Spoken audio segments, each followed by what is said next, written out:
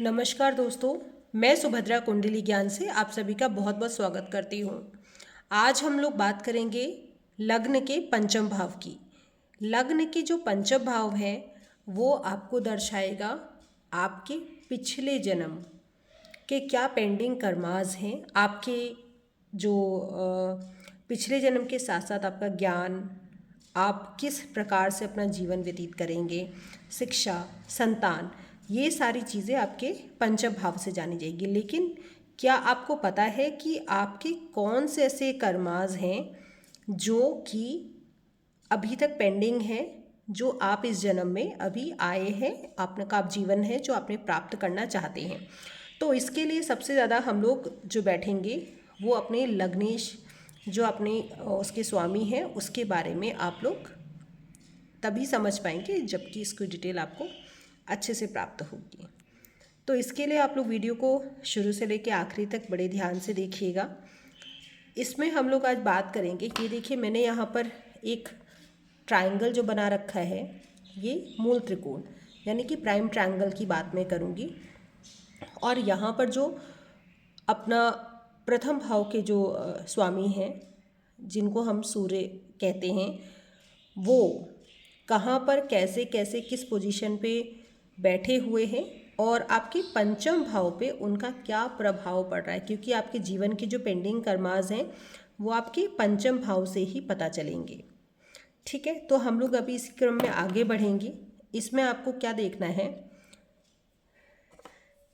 यहाँ पर सबसे ज़्यादा आपको ध्यान देना है कि जिसके जीवन में देखिए सूर्य जो हैं वो अगर बैठे हैं आपके प्रथम में, तो नो डाउट फर्स्ट में है, तो उसका फर्स्ट जो हाउस होता है यानी प्रथम जो आपका भाव है कुंडली का, वो आपके व्यक्तित्व का दर्शाता है। ठीक है, आपकी पर्सनालिटी कैसी है, वो सारी चीज़ें, आपका रहन सहन, वो सारी चीज़ें आपको फर्स्ट हाउस यानी कुंडली का प्रथम भाव उसको दर्शाएगा। अब जो सूर्य हैं अगर वो फर्स्ट हाउस में बैठ गए हैं, ठीक है, तो सबसे पहले क्या है कि वो जो फर्स्ट हाउस है तो वो इंसान को थोड़ा सा ज़िद्दी तो बनाएंगे, लेकिन आपको गवर्नमेंट जॉब से रिलेटेड या आपको किस हिसाब से आपका व्यक्तित्व, मतलब कि लोग आपको कैसे ट्रीट कर रहे हैं, आप लोगों के सामने अपना रवैया कैसे रख रहे हैं, आपके अंदर नेतृत्व की क्षमता कैसी है, वो सारी चीज़ें जो होंगी वो आपके फर्स्ट हाउस से, मतलब आपका रौबीलापन जो है वो सारी चीज़ें किससे आप रिफ्लेक्ट करेंगे, फर्स्ट हाउस से। और उसमें पता है कि अगर वहाँ पर सूर्य विराजमान हो चुके हैं, वो क्या करेंगे कि आपको उन सब से एकदम अलग निखार लेके आएंगे। ठीक है, वो निखार जो होगा वो उसमें ये होगा कि आपकी पहचान जो है लीक से हटके होगी। आप कुछ ऐसा अनोखा कार्य कर देंगे जिससे कि आपका और नाम, इज्जत समाज में और ज़्यादा बढ़ती है। अब फर्स्ट हाउस में है सूर्य, नो डाउट सूर्य देखिए उनके अंदर इतना ताप है, वो जो पहले आपको ज़रूरी नहीं है कि अगर अच्छी अवस्था में है तो आपको शुरू से ही आपको बहुत अच्छा रिजल्ट देंगे और आपको आगे के लिए तरक्की करेंगे। लेकिन यदि ये नीच हो गए तो ऐसा नहीं है कि हमेशा आपको खराबी मिलेगी, लेकिन हाँ शुरुआती दिनों में आपको ये पहले तपाएंगे। शुरू के दौर में ये आपको इतना ज़्यादा परेशान करेंगे, यदि आप इसमें संभल के निकल गए तो समझिए फिर जैसे जैसे आपकी उम्र बढ़ेगी तो आपको इसमें रिजल्ट्स मिलने शुरू हो जाएंगे और आपके व्यक्तित्व में निखार आएगा। ठीक है, इसी हिसाब से जब हम आगे बात करेंगे, जब हम द्वितीय भाव में जाएंगे, दूसरे जो भाव में है वो आपके धन को दर्शाता है, आपकी प्रॉपर्टी को दर्शाता है। यदि आपके लग्नेश जो हैं वो जाके बैठ गए आपके सेकेंड हाउस में, सेकेंड हाउस यानी कि यहाँ पर जैसे ये यहाँ पे बैठेंगे तो फिर से वही चीज़ें, आपको सारी चीज़ें ये देखनी है कि आपके मूल त्रिकोण में कौन से ग्रह बैठे हैं। ठीक है, आपके लग्न में कौन सी राशि है, आपके सेकेंड हाउस में यानी कि कुंडली के दूसरे भाव में और कौन से ग्रह या कौन सी राशि विराजमान है। फिर उस पर अगर सूर्य जी हैं तो उसका क्या प्रभाव पड़ेगा। किसी एक को लेके आप किसी चीज़ के बारे में नहीं बोल सकते हो। तो आपको सेकेंड हाउस में आपको पता है कि आपकी प्रॉपर्टी के बारे में, आपके धन संचय के बारे में वो सारी चीज़ें पता चलेंगी। तो सेकंड हाउस में अगर याद आपके आ गए हैं सूर्यदेव, तो नो डाउट आपको बहुत अच्छी प्रोग्रेस मिलेगी। लेकिन सूर्य जो है वो कहाँ से हैं? सूर्य जो है वो ज्ञान के लिए भी जानकार होते हैं, माने जाते हैं, लेकिन आपको उसके लिए मेहनत ज़रूर करनी पड़ेगी। वो मेहनत कैसी होगी कि शुरू में आपको लगेगा, क्या पता आप ऐसे परिवार में जन्म लें जो आपको गरीबी में देखने को मिला हो, या आपको ऐसा कुछ ना हो कि मतलब लगे कि हाँ आप कुछ भी नहीं कर सकते। लेकिन यकीन मानिए, अगर आपने हिम्मत रखी तो ये आपको इतनी ज़्यादा प्रॉपर्टी, इतना ज़्यादा आपको मतलब बैलेंस करके देंगे सारे। लेकिन इसमें टाइम मैनेजमेंट की सबसे जो सूर्य हैं वो आपको मैनेजमेंट स्किल भी देते हैं। और सबसे ज़्यादा चीज़ें आप किसी भी हाउस में, किसी भी मतलब हाउस में, किसी भी कुंडली के भाव में जहाँ पर सूर्यदेव जी बैठे हैं, सबसे पहले आपको ये देख लेना है कि वो उच्च के हैं कि नीच के हैं। सेकेंडरी, अगर उच्च के हैं चाहे नीच के हो, आपको सबसे ज़्यादा ज़रूरी है टाइम मैनेजमेंट। अगर आपके अंदर टाइम मैनेजमेंट की स्किल है तो डेफिनेटली आप ग्रो करेंगे। लेकिन अगर आपके पास टाइम मैनेजमेंट की स्किल नहीं है तो आपके कितने भी अच्छे सूर्य हो जाएं, आपके कर्माज आपको डाउनवर्ड्स यानी कि नीचे की तरफ ही ले जाएंगे। तो चाहे वो लग्न में बैठे हों, पता चले कि आप लग्न में हैं, आपके सूर्य बहुत अच्छे हैं, आपको लग रहा है कि हाँ बहुत अच्छी ग्रोथ है, सब चीज़ें हैं, क्या करना है, आपने देर से उठना शुरू कर दिया, आपने क्या किया कि कुछ ऐसे कर्म करने शुरू कर दिए जो कि आपके व्यक्तित्व के जो ऊपर उठाते हैं उनको मतलब किसी को परेशान करना। तो यकीन मानिए कोई भी ग्रह ऐसा नहीं होगा जो आपको गलत रास्ते में ले जाके प्रमोट करेगा। जितने भी क्रूर ग्रह हैं जैसे शनि हो गए या राहु हो गए, केतु हो गए, ये भी आपको बिल्कुल सपोर्टिव नहीं होंगे कि जब आप गलत कर्मास करेंगे। आपको क्या करना है इसमें, सबसे पहले लग्न वाले मैंने आपको बता दिया, अगर लग्नेश आपके यहाँ पर हैं सूर्यदेव जी, तो वो आपको आपके व्यक्तित्व निखार किस हिसाब से लाएंगे वो मैंने अभी आपको समझाया। सेकेंड हाउस में है टाइम मैनेजमेंट की, मैंने स्किल आपको बताई है। आप कितने भी गरीब से गरीब परिवार में आप जन्म लिया है, सब कुछ है, अगर आपने शुरुआती दौर में क्या है, जब छोटे हम लोग उम्र में होते हैं तो हम लोग ध्यान नहीं दे पाते हैं कि हम किस दिशा में जा रहे हैं, कैसे पढ़ाई कर रहे हैं, कैसा। लेकिन अगर देखिए, ज्ञान के देवता हैं ना पंचम भाव, और उन्हीं के मालिक हैं कौन? सूर्यदेव जी। अब वो जो ज्ञान के देवता जो हैं आके बैठ गए आपके दूसरे भाव में, दूसरे भाव में आके बैठे, तो आपका दिमाग जिस दिन इस बात पे लगेगा कि मुझे धन कैसे कमाना है, मुझे इसके बारे में मैं क्या सोचूं या क्या ऐसा प्रयत्न करूं जिससे कि मैं अपनी जो इस आमदनी को कैसे स्रोत को मैं ऊपर उठाऊं। तो बेसिकली क्या है, वो जब तक आप तो टाइम मैनेजमेंट नहीं करेंगे तब तक आपको वो स्किल जो डेवलप नहीं होगी तब तक आप कुछ भी नहीं कर पाएंगे। तो यकीन मानिए, अगर सूर्य आपके सेकंड भाव में है आपको प्रमोट ज़रूर करेंगे, लेकिन टाइम मैनेजमेंट के साथ। इसी क्रम में हम लोग आगे बढ़ेंगे। मान लीजिए कि आपके ज्ञान के गुरु आ गए हैं तीसरे में, ठीक है। तीसरे में जो है, तीसरा भाव होता है पराक्रम का, ठीक है। पराक्रम के लिए आपको क्या करना है, शुरुआती दौर में तो आपको मेहनत करनी है। आपके ये जब यहाँ पर भी ना, जब अब मैंने आपको बताया था कि आप कौन सा कार्य आपके पिछले जन्म में नहीं कर पाए, तो अगर यदि आपके सूर्य जैसे फर्स्ट हाउस में है तो इसका मतलब ये है कि कहीं ना कहीं पिछले जन्म में अगर नीच हैं या उच्च भी हैं, तो सूर्य जिस भाव में है इसका यही मतलब है कि इनका डायरेक्ट कांटेक्ट आपके पुनर्जन्म से है, पिछले जन्म से है। आपका ये जो जन्म हुआ है वो सिर्फ और सिर्फ उस चीज़ों को निखारने में हुआ, निखारने के लिए हुआ है। और यदि आप उस चीज़ को निखार लेते हैं तो यकीनन आपको बहुत ही तरक्की मिलेगी। तो व्यक्तित्व निखारने के लिए, यानी कि पिछले जन्म में कहीं ना कहीं आपने कुछ ऐसे कर्म किए हैं जो आपके व्यक्तित्व को आप अच्छे से निखार नहीं पाए थे और आपकी मृत्यु हो गई। तो कुछ आपकी जो आत्मा है ना, शरीर तो बदला है, वो कुछ चीज़ें लेके आप अगले जन्म में आई है, और वो सिर्फ और सिर्फ इस पे आपके सूर्य जो हैं वो उसी पे डिपेंड करेंगे कि आपके पेंडिंग कर्मास क्या है जो इस जन्म में आप उस चीज़ को निखार पाएँ। यहाँ आपके सूर्य जो है व्यक्तित्व के लिए हो गए। दूसरे जो भाव में है सूर्य आपके, वो आप प्रॉपर्टी के लिए, धन के लिए, है ना, इन सब चीज़ों के लिए आप बहुत जुगाड़ लगाएंगे। बैड मैनेजमेंट होगा तो आपके फिनेंस आप लोग बिल्कुल अच्छे से नहीं, कहीं ना कहीं पिछले जन्म में, अगर दूसरे भाव में आपके सूर्य बैठे हैं, कहीं ना कहीं आप पिछले जन्म में अच्छे से टाइम मैनेजमेंट कर ही नहीं पाए हैं, आपका मैनेजमेंट इतना खराब रहा है जिसकी वजह से आप धन नहीं जोड़ पाए। तो इस जन्म में आप जो आए हैं वो धन के बारे में सोचते हुए आए हैं। आपका जो मेन फोकस क्या रहेगा कि मैं धन को कैसे अर्जित करूं, अपनी प्रॉपर्टी को कैसे एक्सपेंड करूं। तो वो सारी चीज़ें हैं कि कहीं ना कहीं आपने पिछले जन्म में क्या किया कि उन सब चीज़ों को प्रॉपरली मैनेज नहीं किया, और आप इस जन्म में जब आए हैं तो अगर फिर भी ये गलती कर रहे हैं तो आपको फिर से मौका दिया जा रहा है कि आप उन सब चीज़ों को बहुत अच्छे से आगे लेके जाएं, तभी आप उसको कर पाएंगे, अदरवाइज़ आपको फिर से वो सारी चीज़ों के लिए तरसना पड़ेगा। इसी क्रम में है, यदि आपके पंचमेश जो हैं वो तीसरे भाव में आपके बैठ गए। तीसरा भाव होता है पराक्रम का।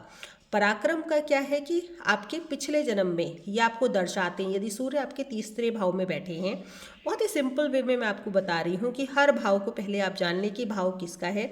यदि आपके उसमें पंचम भाव के स्वामी आके बैठ गए हैं, देखिए पंचम भाव के जो स्वामी होते हैं वो तो सूर्य होते हैं, इसीलिए हम सूर्य की बात कर रहे हैं, ठीक है, लेकिन जो कारक होते हैं गुरु होते हैं, ये हमेशा ध्यान में रखिएगा।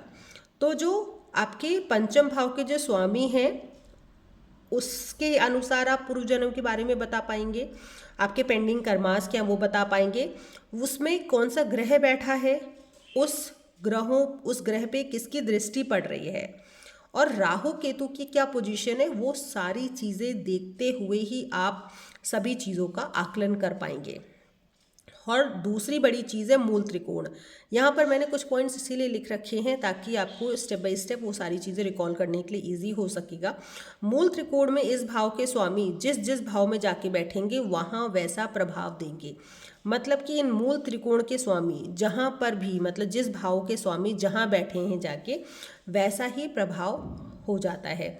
और एक तीसरी चीज़ यहाँ सबसे बड़ी चीज़ है कि जो लग्न के स्वामी हैं वो हमेशा ध्यान रखिएगा कुंडली के समय कि जो लग्न के स्वामी है, लग्न के, वो कभी भी 3, 6, 8 और 12 इसमें ना जाएं। अगर इसमें जाएंगे, ऐसा तो है नहीं कि वो हमारे हिसाब से होंगे, मतलब इसमें ना हो तो अच्छा है, अगर इसमें है तो इसका मतलब आपको उसके लिए वो संघर्ष बढ़ा देंगे, ठीक है, संघर्ष बढ़ाएंगे। जैसे अब हम लोग तीसरे, मैंने इसीलिए यहाँ पर अपनी बात रोक के थोड़ा सा आगे आपको ब्रीफ करना चाहा।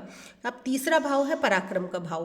अब तीसरे भाव में पराक्रम का भाव, यहाँ पर सूर्य आ गए हैं, ठीक है, लग्नेश जो आपके बैठे हैं लग्न के स्वामी। अब जो सूर्य आके यहाँ पर बैठ गए हैं तो ये पराक्रम के लिए, यानी कि आपको उस चीज़ के लिए आपको संघर्ष बहुत ज़्यादा करवाएंगे, आपको तपाएंगे कि आपको किस हिसाब से। और यकीन मानिए कि पिछले जन्म में भी कहीं ना कहीं आप बिल्कुल, मतलब कि उस चीज़ को, किसी भी चीज़ को पाने के लिए आपने वो पराक्रम, आपने वो प्रयत्न किए ही नहीं, तो आपको सारी चीज़ें मिली ही नहीं है। तो आपको फिर से, आपको एक बार प्रकृति ने मौका दिया है, ईश्वर ने मौका दिया है कि आप जो चीज़ें रह गई थी उनको इस जन्म में आप पूर्ण करिए। तो आपको आपके पराक्रम से आपको वो सारी चीज़ें मिल जाएंगी। आपको शुरुआत में बहुत हार्ड वर्क करना पड़ेगा, है ना। हार्ड वर्क, आपने हार्ड वर्क तो कर लिया, लेकिन हार्ड वर्क को जैसे ही आप टाइम मैनेजमेंट के साथ करेंगे तो आपका स्मार्ट वर्क हो जाता है।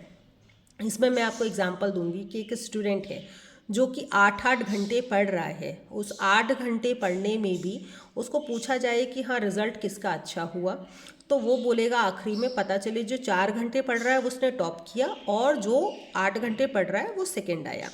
तो उससे पूछा कि यार तुम तो बड़े हार्ड वर्किंग थे, फिर ऐसा क्यों हो गया।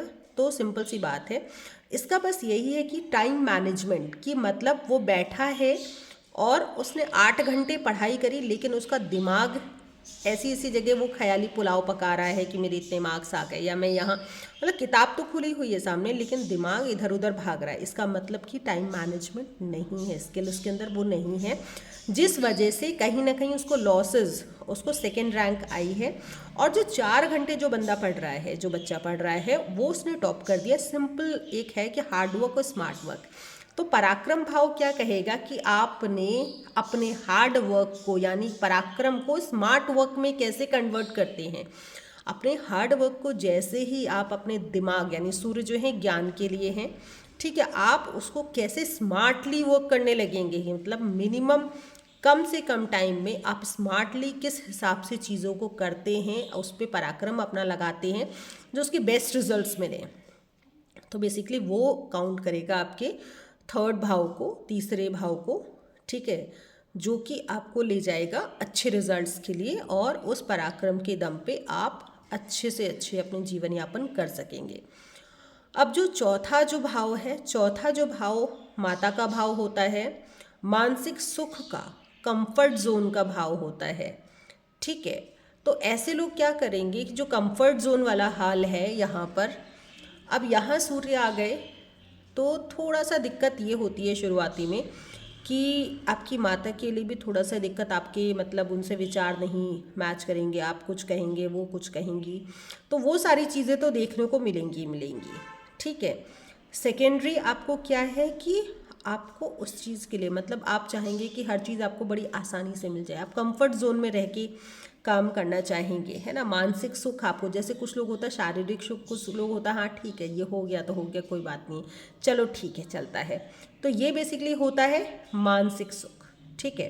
कंफर्ट जोन में रहना चाहेंगे, तो यदि सूर्य जो है वो यहाँ पर हो गए तो आपको कंफर्ट जोन में रहने की आपको लिए प्रेरित करेंगे, और किस हिसाब से आप अपने चीज़ों को मतलब कंफर्ट जोन ये भी कहेंगे। और अगर यहाँ पर सूर्य बैठे हैं तो आपको हो सकता है कि मतलब कम मेहनत, मतलब शारीरिक उतना आपको, जैसे थर्ड हाउस में जाएंगे तो आप शारीरिक श्रम ज़्यादा करना पड़ेगा, फोर्थ हाउस में जैसे ही आ जाएंगे तो आपको कंफर्ट जोन में लेके आपको प्रोग्रेस मिलेगी। जैसे कि कुछ लोग होते हैं कि वर्क फ्रॉम होम की बात करें कि हाँ यहाँ बैठ के मैं सारा अपना काम निपटा रहा हूँ, मीन्स कि आपको फिजिकली उतना नहीं लगना पड़ा एज़ कम्पेयर टू जितना कि लोग फील्ड वर्क में जाके करते हैं। तो अगर सूर्य हैं यहाँ पर, तो ऐसे लोगों को जातक को आप देखेंगे कि आप लोग वो मतलब आपके चाहे आईटी फील्ड के हों, चाहे आपके मतलब कंप्यूटर फील्ड के हों, या जो ऑफिस में बैठने वाले लोग हों, वर्क फ्रॉम होम करने वाले हों, एमएनसीज वगैरह में रहते हैं, वो अपना लिखते हैं कि कंप्यूटर लैपटॉप पे अपना वर्किंग करते हैं, तो बेसिकली इस टाइप के जो लोग होंगे, सूर्य अगर सूर्यदेव जी यहाँ पर विराजमान है तो इस टाइप का आपको देखने को ज़रूर मिलेगा, ठीक है।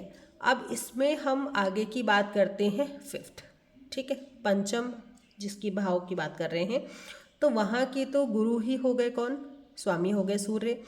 तो यदि यहाँ सूर्य हैं तो सबसे पहले अब आप खुश ना हो जाएं कि भाई मैं तो, कहते हैं कि हाँ जिस भाव के स्वामी हैं अपने भाव के वो तो वहाँ सुख देंगे, सूर्य के साथ ये थोड़ा सा दिक्कत होती है। देखिए अगर आपके पंचम भाव में ही किसी किसी के अगर सूर्य बैठे हुए हैं तो नो डाउट आप उनके पिछले जन्म को अगर जानना चाहेंगे तो नो डाउट आप बिना किसी शक के कह सकते हैं कि या तो वो किसी जगह का किसी उसका राजा जैसी उसकी ठाट बाट रही होगी, वो राजा रहे होंगे, नेतृत्व यानी कहीं का नेता रहा होगा, वो नेतृत्व करने की गुण उसके अंदर पाए जाते होंगे। इस जन्म में भी आप उसको देखेंगे यदि सूर्य उनके पंचम भाव में बैठे हैं। यदि मान लीजिए कि कोई इंसान है और उसके अंदर लीडरशिप क्वालिटी है, ठीक है, लीडरशिप क्वालिटी है, तो आप एक बार ये सोच सकते हैं कि इसका सूर्य ज़रूर यहाँ पर, और वो ज्ञान है ऑलरेडी, उसको अपने ज्ञान से सबको परास्त करता हो, उसके अंदर पढ़ने की रुचि हो, ज्योतिष की रुचि हो, उसके अंदर ऐसे लोगों को होता है कि वो नॉलेज एकत्रित करते रहते हैं। वो लोग ऐसे होते हैं कि कुछ भी, चाहे बुक्स पढ़ने का शौक़ हो, चाहे कंप्यूटर में नेट पे सर्फिंग करने का हो, वो लोग ऐसे लोग ना होते हैं, वो कुछ ना कुछ पढ़ते ही रहते हैं, अपने ज्ञान को बढ़ाते रहते हैं। और ये इसलिए भी है कि वो पिछले जन्म में कहीं ना कहीं अपने ज्ञान को अधूरा, मतलब जो उन्हें जीवन में सुख चाहिए थे, वो ज्ञान जो अर्जित करना चाहते थे, वो ज्ञान उनको उस जन्म में नहीं मिला। तो आपको अपने पिछले जन्म में जो चीज़ें नहीं कर पाए हैं, आप इस जन्म में आप ज्ञान के पीछे भाग रहे हैं। ज्ञान जब तक प्राप्त नहीं कर लेंगे तब तक आपको सुकून नहीं मिलेगा, आप उस चीज़ के पीछे पड़े ही रहेंगे। और सूर्य जब यहाँ पर है तो नेतृत्व यानी पिछले जन्म में आप किसी उच्च पद पे रहे होंगे, और आपके इसमें प्रेम विवाह से संबंधित भी देखा जाता है कि सूर्य यदि आपके पंचम भाव में है, ठीक है। तो यदि ये बली कंडीशन में होंगे तो इसमें एक और चीज़ दिक्कत आएगी, जिसका सूर्य अगर पंचम हाउस में होता है, देखिए संतान का भी भाव यही होता है, शिक्षा का होता है, ठीक है, आपकी हायर एजुकेशन का होता है। अगर यहाँ पर सूर्य अकेले बैठे हुए हैं तो ऐसे लोगों का जब विवाह होता है, विवाह होने के पश्चात उनको मतलब अपनी बेबी प्लानिंग वगैरह है वो टाइमली कर लेनी चाहिए, क्योंकि सूर्य जो होते हैं वो अ, अ, उनके अंदर इतनी ऊष्मा, इतनी ऊर्जा होती है कि वो आपको कहीं ना कहीं थोड़ा सा आगे जैसे से आपकी एज बढ़ती जाएगी तो उसमें आपको संतान होने के लिए दिक्कतें देने लगेंगे, है ना। तो वो सारी चीज़ें हैं, तो आप लोग प्लानिंग कर लें, वो पहले कर लें। अगर किसी की 28 तक होती है शादी, है ना, तो मतलब कोशिश करें कि 32-35 के अंदर वो अपनी बेबी प्लानिंग वगैरह सारी चीज़ें जो भी है पारिवारिक संसारिक जो है जीवन आगे जो बढ़ाने का है वो कर ले, वरना आगे ये उस चीज़ को जला के रख देते हैं और उस हिसाब से आपको संतान उन्नति, संतान प्राप्ति के लिए दिक्कत आती है। नो डाउट कि आपकी संतान के लिए बहुत अच्छे होंगे, संतान की शिक्षा आपकी बहुत अच्छी होगी, आपकी जो संतान होगी वो जीवन में आगे उन्नति करने वाली होगी, है ना, वो सारी चीज़ें हैं। लेकिन इसमें ये भी है कि यहाँ पर ये ज्ञान के लिए आप भागेंगे, ज्ञान अर्जित करेंगे, नो डाउट आप बहुत ज्ञानी होंगी, सब चीज़ों लोग आपके ज्ञान को अच्छे से सुनेंगे, समझेंगे। लेकिन कहीं ना कहीं इसका ड्रॉबैक ये भी है कि ये कैसे आगे आपके पारिवारिक जीवन को इफेक्ट डालेंगे। हर चीज़ का पॉजिटिव और नेगेटिव एस्पेक्ट होता है। तो पंचम भाव में यदि सूर्य बैठे हैं तो ऐसा नहीं मान लेना है कि बहुत अच्छे होंगे। सूर्य जो है सबसे पहले तपाने का काम करेंगे, वो किसी भी भाव में बैठे हैं, ठीक है। अब छठे भाव में मैं आगे बढ़ती हूँ। छठे भाव में क्या है, ये रोग, रिपु, ऋण का है, कंपटीशन का होता है, ठीक है।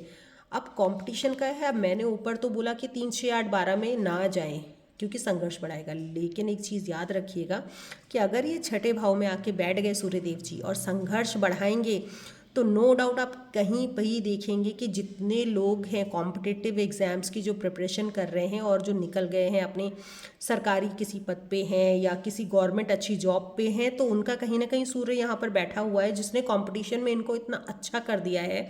क्योंकि क्या है, संघर्ष करने के बाद ऐसा कोई भी इंसान नहीं है।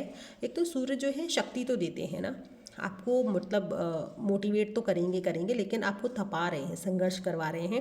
और संघर्ष करके यदि आपने मैनेजमेंट, टाइम मैनेजमेंट के साथ, उस स्किल के साथ यदि आप आगे बढ़ जाते हैं, उस कंपटीशन की तैयारी करते हैं, तो यकीन मानिए कि आप बहुत अच्छे गवर्नमेंट जो सर्विसेज में हैं ऐसे लोग देखने को मिलते हैं। तो आप लोग बड़ी आसानी से कह सकते हैं कि सूर्य जिनके हैं तो वो संघर्ष जरूर बढ़ाएंगे। मतलब या तो ना हो, अगर हैं तो संघर्ष के लिए आप बिल्कुल आंख बंद करके तैयार रहिए। मान लीजिए कि मेरे जीवन में संघर्ष है और मुझे इस संघर्ष को अच्छे से पूर्ण करना है, तो आपको आगे के दौर में जैसे जैसे आपकी उम्र बढ़ती जाएगी आपको तरक्की मिलेगी, ठीक है। और ये शत्रुहंता भी होते हैं अगर छठे भाव में है। देखिए शत्रु का भाव भी यही होता है, ऋण का भाव भी यही होता है। यदि सूर्य यहाँ बैठ गए, सूर्य क्या पराक्रम को दर्शा रहे हैं, ठीक है, उनके अंदर इतनी शक्ति है कि हर कोई उनकी अग्नि में जल के भस्म हो जाए, है ना। तो वो क्या है कि अपने आप शत्रुहंता हो जाते हैं वो, है ना। और ऐसे लोगों के साथ जिनका छठे भाव में सूर्य विराजमान है, उन लोगों के साथ दुश्मनी तो किसी इंसान को लेनी नहीं चाहिए। यदि दुश्मनी लिए तो ऐसे लोग शारीरिक रूप से आपको नहीं परेशान करेंगे, लेकिन ये लोग अपने दिमाग में ना वो चीज़ बैठा के रखते हैं और आपको कहीं ना कहीं वो दिमाग से आपको हरा के ही रहेंगे, चाहे वो कोई भी हो, है ना। तो वो धीरे धीरे क्या करेंगे कि वो उनके अंदर जैसे जैसे उम्र बढ़ती जाएगी ना, तो शुरू में तो थोड़ा सा स्ट्रगलिंग होगी उनका, लेकिन वो जैसे जैसे बढ़ेंगे तो उनको लगेगा कि हाँ अब मुझे कैसे, वो कभी भूलते नहीं है कि मेरा शत्रु ने मेरे साथ ऐसा किया। तो ऐसे लोगों के साथ थोड़ा सा अलर्ट होने की ज़रूरत है। अब हम लोग यहाँ पर बात करेंगे, जैसे कि मैं यहाँ पर बात कर रही हूँ कि यहाँ पर देखिए मैंने पंचम भाव के जो स्वामी हैं, अगर वो छठे के बाद सातवें भाव में आ जाते हैं, सातवां होता है अपना वैवाहिक, व्यापारिक वगैरह इन सब चीज़ों का होता है ना। तो अब यहाँ पर क्या है कि आपके सूर्य जो हैं अगर वैवाहिक जीवन में आके बैठे हैं तो क्या करेंगे ये। वैवाहिक जीवन में तो काफ़ी सौम्य रहना पड़ता है, वहाँ पर अगर आपको सूर्य बैठ गए हैं तो कहीं ना कहीं तलाक की स्थिति आती है। जी हाँ, आपका जो पार्टनर होगा बहुत ज़्यादा, जिसके भी अगर 7th हाउस में, 7वें भाव में अगर सूर्य विराजमान है, तो क्या होगा उस दृष्टिकोण से अगर देखेंगे कि उसके अंदर वो मतलब ज़िद्दीपन, अड़ियल, अपनी ही बात मनवाने वाला हो, और जहाँ पर म्यूचुअल अंडरस्टैंडिंग नहीं होती है तो रिश्ते ख़त्म होने की कगार होती है। तो इसमें क्या होगा कि अगर जिस आपके पार्टनर के या आपके उसमें अगर हैं 7th हाउस में जो सूर्यदेव जी विराजमान हैं, तो क्या है कि आपने पिछले जन्म में भी आपने अपने पार्टनर के लिए सही तरीके से व्यवहार नहीं किया था, तो आपको अलार्म है वो उसके लिए कि इस जन्म में आप कोशिश करें। देखिए आपका नेचर तो है ऐसा कि आप इस हिसाब के हैं, लेकिन कहीं ना कहीं यदि आपने रिश्तों को नहीं बचाया तो ये रिश्ते फिर से टूटेंगे। तो पिछले जन्म में जो गलती आपने करी वो इस जन्म में ना करें। तो वैवाहिक जीवन कहीं ना कहीं आपका ध्वस्त था, है ना। व्यापारिक में भी जीवन में आपको दिक्कतें आई थी, लेकिन यदि आप अच्छे से उन चीज़ों को निर्वहन कर ले जाते हो, जैसे जैसे आपकी उम्र बढ़ेगी, समझदारी वहाँ से बढ़ेगी, तो आप एक टाइम में इतने हाई सपोर्टिव होंगे अपने पार्टनर के, या आपका पार्टनर जिसके होंगे आपके, वो इतने हाई सपोर्टिव होंगे, लेकिन वो एज बढ़ने के साथ साथ आएगा। तो ऐसा नहीं है कि हाँ मान लिया कि 7th हाउस में सूर्य विराजमान है तो तलाक होने की स्थिति, लेकिन आपसी सामंजस्य नहीं बैठाएंगे शुरुआती दौर में, जिसकी वजह से तलाक की स्थिति आएगी। तो उस समय आपको बहुत ही संयम के साथ रहना है और चीज़ों को आगे निर्वहन करते जाना है। ठीक है, अब मैं बात करूँगी कि अष्टम भाव की। अष्टम भाव होता है आयु का, मोक्ष का, है ना। ये सारी चीज़ें हैं, आपके मृत्यु का भाव है ना। तो ये जो भाव में अगर सूर्यदेव जी बैठ गए हैं तो सबसे पहले आपको क्या है, ऐसे लोग ना यहाँ पर अगर सूर्यदेव जी बैठ गए हैं तो तंत्र मंत्र के ज्ञाता बन जाते हैं। ज्योतिषी बहुत अच्छी इनको आने लगती है, इनका दिमाग जो है, अब दिमाग के है ना, ये पढ़ाई लिखाई से रिलेटेड है, तो इनको इस तरह की शिक्षा के लिए इनका दिमाग ऐसे लोगों का, जातकों का जाएगा। वो ज्योतिष या तो एक बहुत अच्छी ज्योतिष या साधक बनेंगे, तंत्र मंत्र इनको बहुत अच्छे से हो जाएगा, है ना। और ये जो सारी चीज़ें हैं, अगर इसमें सूर्य बैठ गए हैं तो सूर्य फिर से उनका प्रतापी जो प्रभाव है वो फिर से कि हाँ कि मैं नहीं दबूंगा, है ना, वो वाली स्किल है। तो इस समय आपको करना है, तो यानी पिछले जन्म में भी आपने यहाँ पर कोहराम मचा रखा था, तो आपको फिर से मौका दिया गया है कि इस भाव में यदि सूर्यदेव जी बैठ गए हैं तो सबसे पहले आपको गिविंग नेचर होना चाहिए। यानी कि आपके साथ कुछ भी कोई करे, आपको एक बार गुस्सा तो आएगी, बहुत आएगी, लेकिन यदि आपने अपने आप को एक्टिव कर लिया कि हाँ लेट गो कर दिया, है ना, कि आपने उसे माफ़ कर दिया, उसके लिए कुछ आपने करना शुरू कर दिया, आपने ये सोचा कि हाँ ठीक है उसने किया होगा, उसकी वजह कुछ रही होगी, उसको समझना शुरू कर दिया, तो आपके लिए अच्छे रिजल्ट्स देने लगेंगे। ऐसा नहीं कि यहाँ बैठे हैं तो आपको मृत्यु से संबंधित, ऐसा कुछ भी नहीं है। इसमें आपको सिर्फ और सिर्फ आपको स्टार्टिंग तो स्ट्रगल तो हर जगह यहाँ पर देंगे, लेकिन अगर आप रहे तो थैंक्स गिविंग तो आपको बनना पड़ेगा। मृत्यु भाव में अगर आपके बैठे हैं, आयु भाव में, जिसकी वजह से आपके सूर्य वहाँ पर आपको बहुत अच्छे रिजल्ट देने लगेंगे। नवम भाव की बात करते हैं, ये भाग्य भाव होता है। नवम भाव जो है कुंडली का भाग्य भाव है। भाग्य भाव में क्या है, ये धार्मिक धर्म कर्म के प्रति आपकी रुचि बढ़ाते हैं। और यहाँ पर क्या रहेगा, यदि सूर्य आपके बैठ गए हैं तो कहीं ना कहीं पिछले जन्म में आपकी जो चीज़ें हैं, आपने उन धर्म कर्म को करने में थोड़ा सा आप का जो स्तर रहा वो डाउन रहा, जो इस जन्म में आपको मतलब मौका दिया गया है कि आप अपने धर्म कर्म को इतना अच्छा करिए जैसे कि वो एक्टिव हो जाएंगे। आपके पंचम के स्वामी सिंपल आपके धर्म कर्म से ही एक्टिव होंगे। आप सोचिए कि आपके सूर्य यहाँ पर बैठे हुए हैं नवम भाव में, भाग्यवा, मेरा भाग्य बहुत अच्छा हो जाएगा। देखिए सूर्य जो हैं हर चीज़ को जला के रख देंगे यदि आप उस चीज़ को मैनेजमेंट स्किल के थ्रू एक्टिव नहीं करते हैं। जिस भी भाव में यदि आपके सूर्य बैठ गए हैं तो सबसे पहले आपको उस भाव के लिए शुरुआती दौर में स्ट्रगल है। दूसरी चीज़, आपको पिछले जन्म में वो भाव कहीं ना कहीं आपके वो कर्माज, आपके पेंडिंग कर्माज हैं जिनको इस जन्म में आपको मौका दिया गया है कि आप धर्म कर्म करिए। या जिस भाव में बैठे हैं सूर्य उस भाव में है आपके पेंडिंग कर्माज कि आप उस चीज़ को प्राप्त करना है। उस चीज़ को प्राप्त करने के लिए आपको ज्ञान की ज़रूरत है ना। ज्ञान किस चीज़ में आपको लगाना है, भाग्य भाव में, धर्म कर्म में, धार्मिक रहना है ना। अपने आप को धार्मिक प्रवृत्तियों को करना है और प्रवृत्तियों में कन्वर्ट करना है, जिस वजह से वो पंचम आपका एक्टिव तभी होगा। आप ये सोचो कि नवम में बैठ गए सूर्य तो एक्टिव हो जाए, वो एक्टिव किसी कम कीमत पे नहीं हो सकते, किसी भी कीमत में नहीं हो सकते हैं। तो आपको अपना दिमाग, आपका ज्ञान जो है वो धर्म स्तर पे लगाना है ना। उन सारी चीज़ों से आप एक्टिव करेंगे। दशम भाव की तरफ हम आगे बढ़ते हैं। दशम भाव जो है वो आपका है आपके कर्म का भाव। ठीक है, पिछले जन्म में आपने अपने कर्म अधूरे छोड़े हैं, जिस वजह से सूर्य देव जी इस बार आपके कर्म भाव में विराजमान होकर आपको ये संकेत दे रहे हैं कि अब आपको वो कर्म करने हैं जो कि पिछले जन्म में आप कर नहीं पाए, जिसकी वजह से आपको अपने जीवन में सुख सुविधाएं नहीं मिल पाई हैं। ठीक है, तो आपको पिछले जन्म में आपने वो कर्म नहीं किए जिस वजह से आपको ग्रोथ नहीं मिल पाई, आपने कुछ कर्म अधूरे, जो कर्म आपको मान लीजिए धन के लिए आपने कर्म करना था वो रह गया आपका, मान लीजिए कि आपको आपकी पढ़ाई के लिए कोई कर्म करना था वो रह गया आपका। तो ये बेसिकली क्या है, कर्म का है। आपको बहुत अच्छी नौकरी चाहिए थी, सब चीज़ें हैं, लेकिन आपने कर्म नहीं किए। तो ऐसा नहीं है कि पिछले जन्म के हाँ, कि इस जन्म में जो आपको है कि मतलब अब आपने ढूंढना है कि नहीं पिछले जन्म में हमारे क्या कर्म रह गए थे, नहीं। इस जन्म में जिस भी पद पे, मान लीजिए आप नौकरी पेशे वाले हैं या अभी आपने होश संभाला और देख रहे हैं कि हाँ, तो यानी कि आपको हार्ड वर्क करना है, आपके हार्ड वर्क के साथ स्मार्ट वर्क करना है कि आपको किस हिसाब से आपको कर्म करना है कि आपको रिजल्ट्स अच्छे मिले। यानी कि प्रेजेंट में अगर आप प्रॉपर्टी डीलर हैं तो आपको कर्म तो करने ही पड़ेंगे, बिना कर्म के आप कुछ भी प्राप्त नहीं कर पाएंगे। यानी सूर्य आपको प्रोवोक कर रहे हैं कि आपको कर्म करनी है, सूर्य आपको प्रोवोक कर रहे हैं आपको धर्म करना है, सूर्य आपको प्रोवोक कर रहे हैं आपको थैंक्स गिवन होना है, सूर्य आपको प्रोवोक कर रहे हैं कि आपको 7th हाउस में कि हाँ यहाँ पर आपको बहुत ही संयम रखना है। सूर्य आपको प्रोवोक कर रहे हैं कि आपको किस हिसाब से यहाँ पर अपने शत्रु से विजय पानी है और आपको संघर्ष करना है, आपको स्ट्रगल करना है, तभी आपको मिलेगा। आपको पंचम भाव में आपको ज्ञान किस हिसाब से अपना यूटिलाइज करना है, इसी हिसाब से हम लोग आगे बढ़ते हैं कर्म भाव की तरफ। कर्म भाव में आपको कर्म ही करने हैं, तभी आपको आगे सफलता मिलेगी।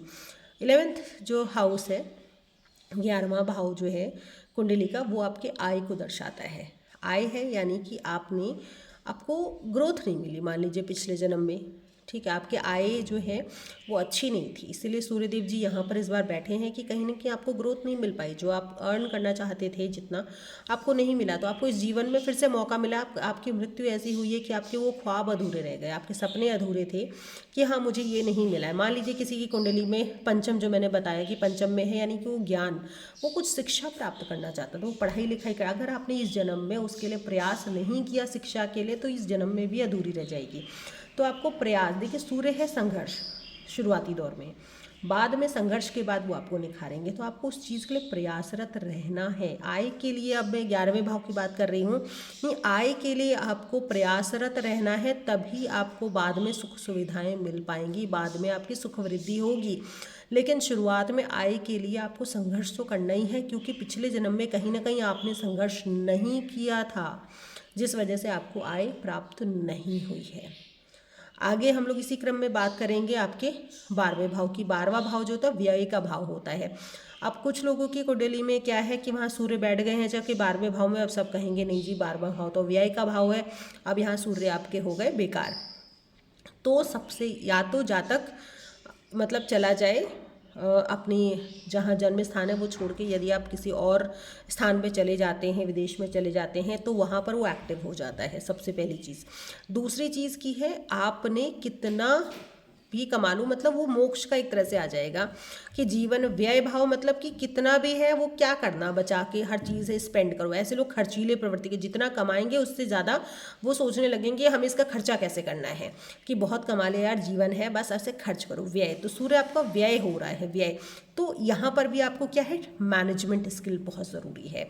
आपको खर्चा किस जगह करना है, व्यय नो डाउट आप करेंगे, लेकिन यदि आपने वो व्यय कर दिया खराब चीज़ों में, तो आप फिर से तरसेंगे, क्योंकि कहीं ना कहीं आप उस चीज़ों की वजह से आपने मैनेजमेंट नहीं किया चीज़ों को, धन का है, अपने खर्चों पे नियंत्रण नहीं किया। तो सूर्यदेव जी आपको फिर से ललकार रहे हैं कि देखो जीवन को नई दिशा देने के लिए व्यय करो, है ना। आपने कितना भी कमा लिया, आपके पास बहुत धन था, लेकिन आपने उस चीज़ को यूटिलाइज नहीं किया, आपने खर्चे जहाँ करने चाहिए अच्छी जगह वहाँ नहीं किए, सही जगह खर्चे नहीं किए। मैं आपको फिर से अलार्म दे रहा हूँ, सूर्यदेव आपको फिर से अलार्म दे रहे हैं कि मैं व्यय भाव में आया हूँ। इसका मतलब कि जीवन में जो कुछ भी कितना भी कमा लो सब व्यर्थ है, लेकिन इसका ये मतलब नहीं है कि आप अनाप शनाप पैसे उलपटांग जगह कर रहे हो। आपने खर्चा करना है, सही जगह करना है, तो आप अपने उस हाउस को तभी एक्टिव कर पाएंगे, तभी आपके सूर्य एक्टिव हो पाएंगे कि अपनी जीवन को नई दिशा देना, जो भी खर्च करें वो सही दिशा में दें, तभी आपके सूर्य वहाँ पर आपको बेस्ट रिजल्ट देंगे। तो इसी क्रम में मैंने आपको ओवरऑल बता दिया है कि हमें पिछले जन्म के हमारे क्या कर्ज हैं, हमारे पिछले जो पंचम भाव के स्वामी सूर्यदेव जी हैं वो हमें क्या बता रहे हैं, किस चीज़ के लिए जगा रहे हैं। तो उन सारी चीज़ों को अपनी अपनी कुंडली में देखिए और ध्यान से उन चीज़ों को करिए। शुरुआती दौर में देखिए किसी की भी हो संघर्ष जरूर रहेगा, लेकिन उससे हिम्मत नहीं हारनी है। आप उस चीज़ के लिए उसको अर्जन करना शुरू कर दीजिए, उसको अर्जित करिए। किसी भी भाव में है वो भाव किस चीज़ के लिए है उसको कमाना सीखिए, उसको बढ़ाना सीखिए। नो डाउट सूर्यदेव जी आपको बहुत अच्छे रिजल्ट देंगे। जाते जाते बस एक और आप लोगों से रिक्वेस्ट करूँगी कि मैं सुभद्रा कुंडली ज्ञान से, मेरा ये कॉन्टैक्ट नंबर दे रखा है, यदि किसी को अगर परामर्श करना हो आप व्हाट्सएप करके सारी डिटेल्स ले सकते हैं। लेकिन जाते जाते एक चीज़ कहूँगी, अगर एफबी पे आप लोग फॉलो कर रहे हैं कुंडली ज्ञान पेज को, अगर नहीं कर रहे हैं प्लीज़ फॉलो कर लीजिए, और फॉलो कर लें तो लाइक ज़रूर करिएगा, वीडियो को देखिएगा, आगे शेयर करिएगा। और यूट्यूब मेरा चैनल जो है वो कुंडली ज्ञान का है, एस्ट्रो सुभद्रा, उसमें आप लोग जाके उसे सब्सक्राइब ज़रूर कर लें और जितना ज़्यादा हो सके आगे फॉलो कर सकें, जिससे कि मुझे भी मोटिवेशन मिलेगा और मैं नए नए आगे ऐसे वीडियोज़ आप लोगों के लिए ला सकूँगी।